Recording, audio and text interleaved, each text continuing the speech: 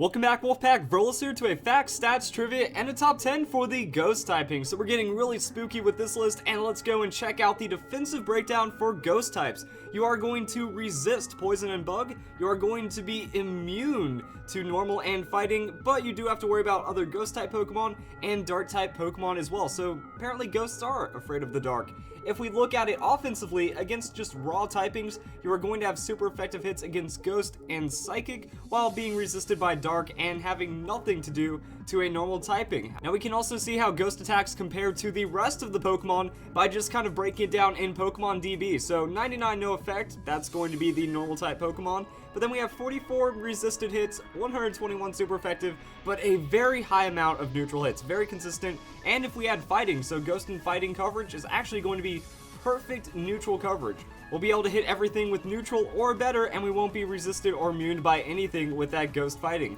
Pretty nice. When we break down the stats for Pokemon, we see some interesting trends that we actually have decent amount of defense, special attack, and special defense, but very, very low on the hit points and the attack.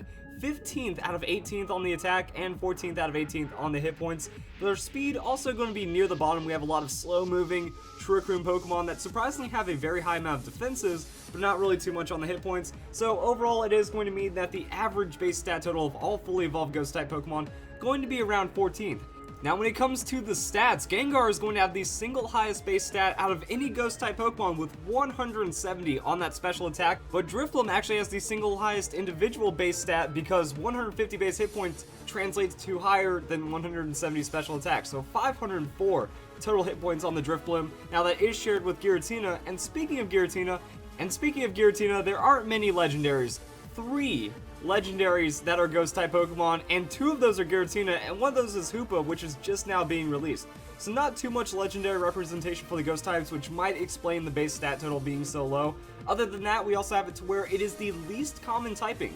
Shared with the ice type, only 4.8% of Pokemon are going to be a ghost typing, but the cool thing about it is that the ghost typing cannot be trapped. So Mean Look or Shadow Tag will not be able to lock ghost type Pokemon in. Now when it comes to ghost type Pokemon, they get 2 of the 3 modifying moves. So we have Forest Curse, which adds the grass typing, and we also have Trick or Treat, which adds the ghost typing.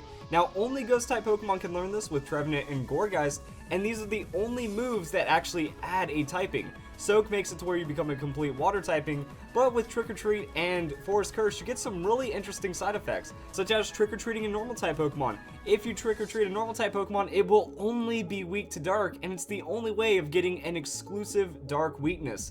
Now, when we use Forest Curse, things get pretty funny. That Kyurem, or a Dragon Ice typing, will actually gain 10 weaknesses in total, and then Scizor. If you hit Scizor with a Forest Curse, it's going to have an 8 times weakness to fire. You put that in Sun, and you also get a lot of damage modification on it. It can take some of the highest damage potential in the game with that Forest Curse setup. Also, another cool thing is that the Curse Body ability is exclusive to Ghost type Pokemon, and there's also a theory going on that the Psychic typing being immune to Ghost types in the first generation is actually an error. That when you look at it in the anime, Ash went out to catch Haunter to take down Sabrina because the rumor was Ghost type Pokemon take out Psychic types. There was also someone in Sabrina's gym that said Psychic types only fear bugs and ghosts. Now this was removed in yellow version because I guess they had to compensate for it, but it looks like Psychic types being immune by Ghost types in the first generation was kind of a mess up, but we did get over it. And another really cool thing is that all Ghost type moves have 100% accuracy or better.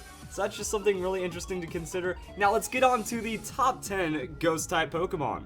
But first, some honorable mentions. So Spiritomb, Trevenant, and Frostlass are Pokemon that are worthy of being on this list, but fail in some kind of way. Spiritomb, it lost its no super effective streak with the introduction of Fairy type Pokemon in the 6th generation. That made it just a little too weak to be on the list. Frostlass, it's kind of dropped off. They never had too much special attack to begin with, and now there's just a lot of faster Pokemon in general, so it does fall behind from time to time. And Trevenant, it's a tanky Pokemon, but it has the grass typing, so it finds too many weaknesses to be a very consistent Pokemon to find success. For number 10, I am feeling the Shedinja. Shedinja's a really awesome Pokemon, only has 1 hit points. Yet, it does have the Wonder Guard ability. This Pokemon can only be damaged by super effective moves and indirect damage, which make it really interesting to either theorycraft about or just go into those really rare scenarios where if it doesn't get hit, it's going to do awesome. You can also throw a focus sash on it, so you can survive with 1 hit points again, and that's a really fun thing. Like, just the whole idea behind Wonder Guard. Very unique ability. A lot of people just kind of like sit in awe about it because it's a really fun thing to talk about. A lot of trivia about Wonder Guard in general, and it's just really awesome what Shedinja can do. Now, there are some very bad times where it just comes on the field, goes down to Stealth Rocks immediately, just goes down to Poison, Sandstorm, things like that. So it isn't the strongest Pokemon, but it's a really fun gamble Pokemon. Or in double battles, you can also like combo into it, give it sturdy, let it set up, and then now it is a Pokemon that's very hard to deal with. If it is that rare scenario where you remove all of the threats to Shedinja on the opponent's side of the field, it doesn't have to do anything, and it just wins by default. And that's really awesome to think about. Alright, number 9 on the list, I'm putting Jellicent. Mostly because of its sheer fortitude. What a tanky Pokemon right here. 100 on the base hit points, 105 on the special defense, and 70 on defense, but that's what Will-O-Wisp is for. So the water ghost typing also going to be pretty good offensively. You get to hit a lot of Pokemon really well, threaten damage with a Scald, have Shadow Ball as threat as well. You even get Recover, so this Pokemon has good sustain going behind it, and a lot of really nice abilities. You have Water Absorb for double battles, you have Curse Body for single battles. Now they hit you with a strong move, that could get disabled, you recover it up, and then you just start to chip away the damage, and it can even set up a Trick Room. Also has Energy Ball, just a lot of really cool coverage overall. Very diverse Pokemon, very wide range of moves that this Pokemon can do. Also, it's just going to be really tanky, so I think Jellicent, you don't see it that often, but there are a few battlers that specialize in it, and it can really put in work when used correctly, so I'm going to put it at number 9 list. Not insane, but still worthy of a mention. Alright, number 8, I'm putting Dusclops. Now, Dusclops is actually going to be over Dusknoir because of the Eviolite item. Eviolite is such a silly item. Now, Dusclops would be lower on the list if knockoff didn't exist. That's really the only problem for Dusclops, that you take a super effective Dark type hit and you lose your Eviolite, then things kind of get tough. But other than that, you know, now we're going to get huge gains on these defenses. We put something into a defense, and then that's going to boost to over 400 easily because of that Eviolite, and it's just going to be a very difficult Pokemon to deal with. Now, it does have a lot of other things it can run. Toxic Stalling, it's safe enough to just rest outright. You can also use Nightshade for reliable damage, Confuse Ray, Double Team. Man, there was this Dusclops back in the Battle Tower that had Double Team, and it could just obliterate teams. I mean, Dusclops now with that Eviolite has a real amount of threat, and if you don't have anything ready to just like super effective it or 2-3 hit KO it, it's going to be able to run over your team just through a little bit of shenanigans, and it's still going to be a Pokemon that will always carry a bit of threat, so it is something to be respected, which is why it does make it on to the list. Alright, number 7 is going to be an interesting one for the list, but I've got to put Mega Bayonet, mostly from the Prankster ability, that it Mega Evolves, it gets the Prankster, and then it can do whatever it wants. Now, another cool thing about Bayonet is it's actually a very powerful Pokemon to get Phantom Force. So not a lot of Pokemon get Phantom Force, and it's really good. It breaks protection, so your opponent really can't play around it too much. Now, Mega Bayonet also has some of the highest base attack in the game, and since we're running Prankster and we're not really worrying about our speed too much, get a little bit of tankiness. We also have a huge amount of attack, and we can really become a very powerful Pokemon with this. We also have a lot of priority options. We have Sucker Punch, go into the Sucker Punch, and then we also have the Shadow Sneak. So the opponent can get really easily revenged by a Mega Bayonet and just has a lot of things to deal with, or if you want to play it the other way around. We've seen silly things like Attract, we can also outspeed them and just get all sorts of things. Thunder Wave, Confuse Ray, we get to land the Confuse Ray before they even have a chance of attacking us. So even using a moveset like this is going to be pretty powerful.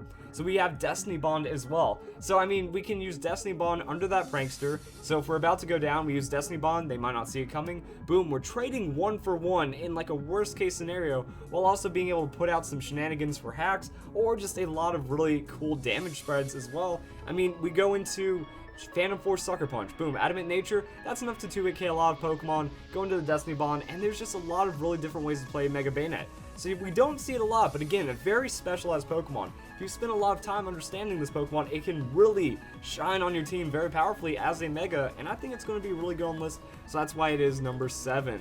Alright, number 6 is going to be Cofagrigus. Now, Cofagrigus, for being a pure Ghost-type Pokemon, has a lot of really nice things, like the Mummy ability. If you have an opponent's ability that's doing a lot of work against you, bring Cofagrigus. Or if you also have a Slacking.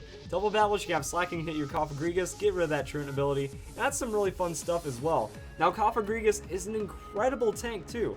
145 on defense, 105 on special defense. We can just max invest into the hit points and get a lot of usage out of it, and then it can do a lot of really good things. Will-O-Wisp into Hex, 95 base special attack, going to be able to do a good amount of damage. Now, it doesn't have sustain like Jellicent, but it feels like it just brings a bit more utility. That with the Mummy ability also sets up Trick Room for itself, and it can do all sorts of really crazy things like that. Has the Destiny Bond, also Calm Mind set up, just a really ferocious Pokemon to deal with, gets usage in doubles, can wall you out in singles, so it does a lot of really good things for the team, which is why I'm putting it at number 6. Now, this is where the list starts to get really heavy. These Pokemon start to get insane, and now let's go into number 5, Chandelure. Chandelure, very, very potent Pokemon as well. Decent amount on defenses, so I mean, if we're not worrying about speed, we can go with a huge amount of special attack. 145 on that special attack with the Fire Stab. It's going to be awesome. So Flamethrower. Flamethrower on the Chandelure, you run choice specs, you run more of a bulk set, and you're going to be able to one-shot so many different Pokemon. Same with the Shadow Ball. We have really good coverage. Shadow Ball, and then we can even carry the Energy Ball. We can run Hidden Power Ice with that, and now we have like a ridiculous amount of coverage, and we can still output a lot of damage. Now we can also run Choice Scarf. Now we outspeed tons of Pokemon, we're a huge damage threat, unless we're getting hit super effective, we're an easy 2-3 hit KO Pokemon, so now that means we just get to do more damage faster than them, and it's really nice. And the Flash Fire ability. Flash Fire, really powerful if you have fire type weaknesses on your team. Pair Chandelure with a Scizor, you're going to do really well. Or Infiltrator. They're trying to do some kind of sub shenanigans, even in double battles. You just get to punch through that. Light Screen doesn't matter to a Chandelure. Nothing matters because it just has so much damage potential. And even then, it gets the Minimize. If you want to set up a super tank Chandelure, Minimize is going to be one of the nastiest things you can do. Also has the Calm Mind. Then you can run Damage Threat with that. So Chandelure has a lot of different things I can do, from just like being a weird tank to one of the most potent sweepers in a double battle, and still a lot of huge threat in singles. Very, very awesome Pokemon right here. Okay, so now we're going to get to the part of the list that everyone knew was coming, but when? Gengar and Mega Gengar. Now, if this wasn't a competitive list and just about the coolest Ghost-type Pokemon, Gengar is number 1 for many people because it is that Ghost-type Pokemon. It embodies the Ghost typing so well. And Mega Gengar, Shadow Tag ability. You run that Perish Trapping with it, and you just get to do way too many nasty things to your opponent. Perish Song into like Substitute, then you also have like Protect nastiness. And the worst thing about it is that since you have the Shadow Tag, you get to switch out, they can't, and that Pokemon's gone, just like that. You even have the Destiny Bond, and just a ridiculous amount of base stats.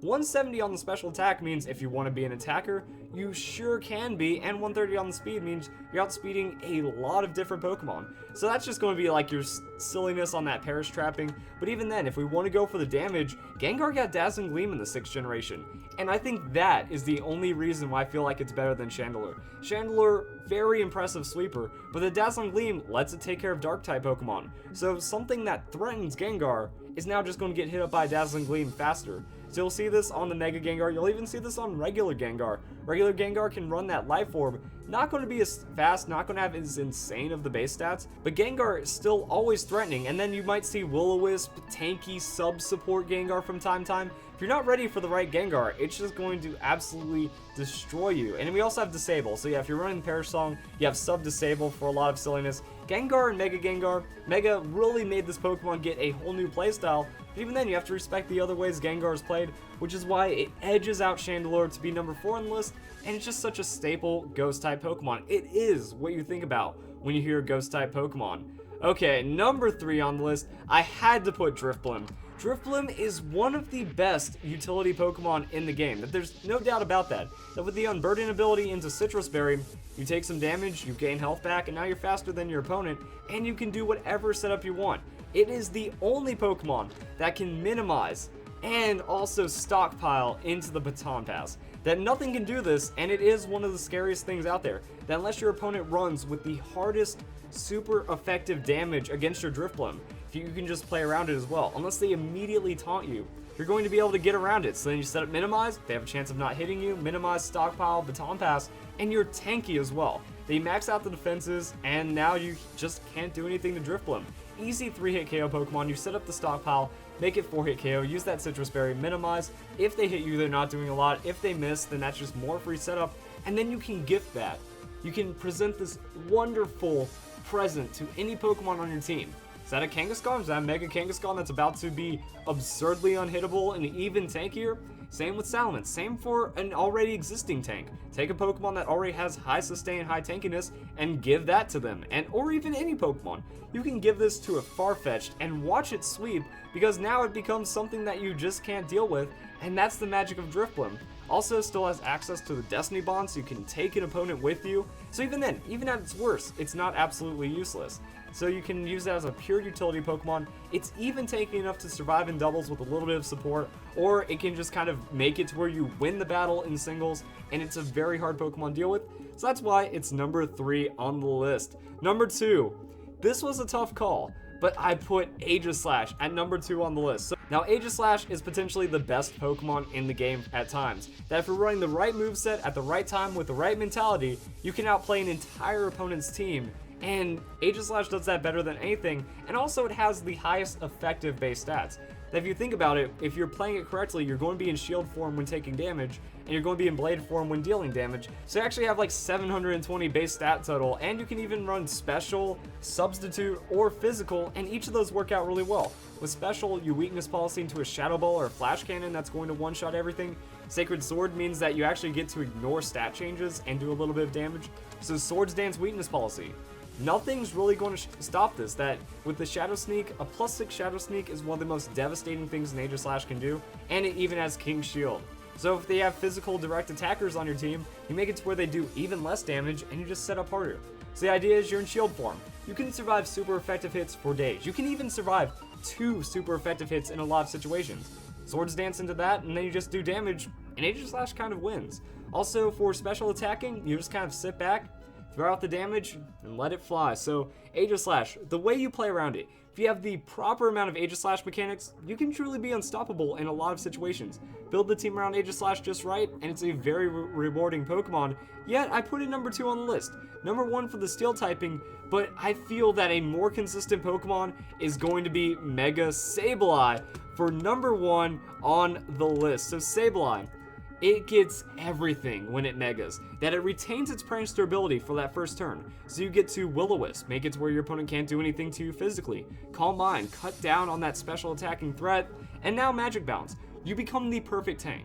That's the awesome thing about Mega Sableye. It gets Magic Bounce, and it becomes the perfect tank. You can't hit it with anything. You bounce back Stealth Rock, so you can use it as an anti-hazard Pokemon. You can't get hit by Toxic. You can't get hit by Will-O-Wisp. Now, Status can get through, like a Scald can still burn you, which is really the only thing that threatens Mega Sableye. That's how terrifying this Pokemon is. So you can use it to reflect status, you can do all sorts of things, and then you just win. Sableye also gets Recover, so I mean, you can play around the opponent so well. If you have the right level of Sableye mechanics, nothing can stop you, and this Pokemon is one of the easiest 6-0 Pokemon I've ever used. That maybe, you know, in some situations 5-0, you remove their Fairy type. All you need is a Steel type Pokemon on your team and a Mega Sableye, and you're pretty much good to go. So if you guys enjoyed this video, top 10 competitive Ghost type Pokemon, not going to include Legendary, so Giratina and Hoopa not going to be on the list because of that, and then some awesome Ghost type trivia for you all. So this video being released on October 31st, happy Halloween to you all. Hope you guys enjoyed the video, and I hope you all have a nice day. Thank you for watching.